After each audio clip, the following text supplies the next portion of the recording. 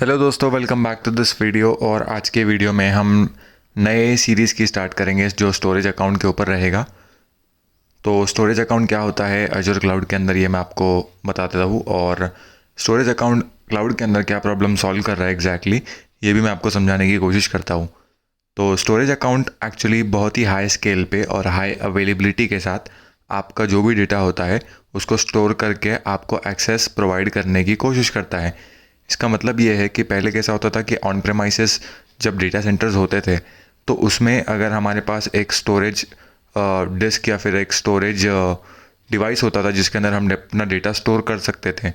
तो मान लीजिए उसका अगर स्टोरेज लिमिट है या फिर उसका स्टोरेज मेमोरी है, वो स्टोरेज डिवाइस का उसका 1 TB ही लिमिट है। तो अगर मुझे 1 TB से ऊपर डेटा स्टोर करके रखना है उस स्टोरेज डिवाइस के अंदर, तो मुझे और एक नया स्टोरेज डिवाइस ख़रीदना पड़ेगा जिसके लिए मेरा एक्स्ट्रा कॉस्टिंग जाएगा। मतलब जैसे जैसे मेरा डेटा इंक्रीज़ होगा या डिक्रीज़ होगा उसके हिसाब से मुझे नए नए डिवाइस परचेज़ करने पड़ेंगे। लेकिन अजूर क्लाउड के अंदर क्या हुआ कि जब स्टोरेज अकाउंट के ऊपर अगर आप कोई भी डेटा स्टोर करते हो तो उसमें जो लिमिट है, जो डेटा स्टोर करने की लिमिट है, उसका प्रॉब्लम वहीं पे सॉल्व हो जाता है। मतलब आप 1 TB से ऊपर 2 TB 3 TB कितना भी डेटा स्टोर कर सकते हो और जितना डेटा आप स्टोर करोगे उसके हिसाब से आपको चार्जेस लगेंगे। लेकिन आपका जो स्केलेबिलिटी वाला प्रॉब्लम है जो ऑन प्रेमाइसेस में आपको होता था, वो प्रॉब्लम यहाँ पे सॉल्व हो जाएगा क्योंकि आपको फिजिकल डिवाइस जाके ख़रीदना नहीं पड़ेगा। और स्टोरेज अकाउंट के अंदर आपका जितना भी डेटा बढ़ते जा रहा है या कम होते जा रहा है उसके हिसाब से आप अपना डेटा स्टोरेज अकाउंट के अंदर स्टोर करके रख सकते हो। अभी स्टोरेज अकाउंट के अंदर कौन से डेटा स्टोर होते हैं, तो उसमें structured data, semi structured data और नॉन स्ट्रक्चर्ड डेटा, ऐसे 3 टाइप के डेटाज होते हैं जो स्टोर होते हैं स्टोरेज अकाउंट के अंदर। अब ये तीनों टाइप ऑफ डेटाज क्या होते हैं ये मैं आपको आगे बताऊंगा। इसके पहले हम ये जान लेते हैं कि जो स्टोरेज अकाउंट है उसमें 4 ऐसी मेजर सर्विसेज है जो वो प्रोवाइड करता है। पहला है कंटेनर्स, दूसरा है फाइल शेयर, तीसरा है टेबल और चौथा है क्यूज़। अब इसके ऊपर एक अलग से लेक्चर्स बनाने की कोशिश करेंगे हम इसके ऊपर हम अलग से लेक्चर्स बनाने की कोशिश करेंगे हर टॉपिक के ऊपर, क्योंकि ये थोड़ा इन डेप्थ टॉपिक है जिसकी वजह से आपको एक ही लेक्चर में नहीं समझ में आएगा।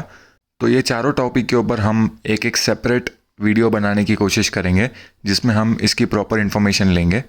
और मैं आपको स्टोरेज अकाउंट क्रिएट करके बताता हूँ कि स्टोरेज अकाउंट क्रिएट होने के बाद किस तरीके से दिखता है अजूर पोर्टल के अंदर। जब हम यहाँ पे क्रिएट पे क्लिक करेंगे तो हमारे लिए एक विज़ार्ड ओपन हो जाएगा जिसमें हमें वो क्रिएट करने का ऑप्शन प्रोवाइड करेगा। बाय डिफ़ॉल्ट सब्सक्रिप्शन वो हमारा सिलेक्ट कर लेगा। जो रिसोर्स ग्रुप है जो हमने ऑलरेडी एग्जिस्टिंग बनाया था हम उसको सिलेक्ट कर लेते हैं।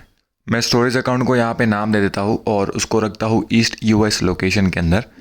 अभी इसके अंदर परफॉर्मेंस के अंदर जो 2 टाइप होते हैं, एक स्टैंडर्ड और प्रीमियम, इसके बारे में भी हम आगे वाले वीडियोज़ में जानने की कोशिश करेंगे। तो अभी फ़िलहाल मैं स्टैंडर्ड पे रखता हूँ।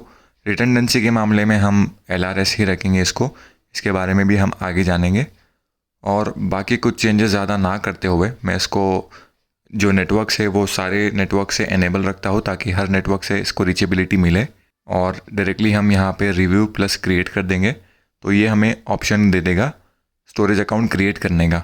हमारा स्टोरेज अकाउंट अभी क्रिएट हो गया है और जैसे ही मैं इसको गो टू रिसोर्स पे क्लिक करूँगा तो ये हमारे लिए एक स्टोरेज अकाउंट ओपन कर देगा जो अभी अभी हमने क्रिएट किया है।